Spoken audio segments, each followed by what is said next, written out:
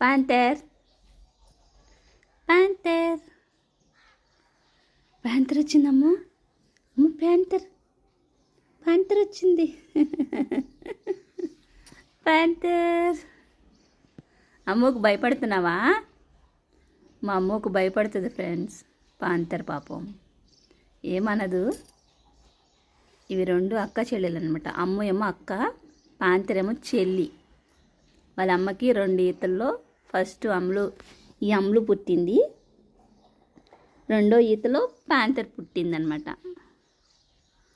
Panther అక్క చెల్లెళ్ళు పడదు అసలు ఇద్దరికి. ఇప్పుడు పడుకుంది కానీ చూస్తే మాత్రం వెళ్ళిపోద్ది మీదకి. ఏమేసేసావు?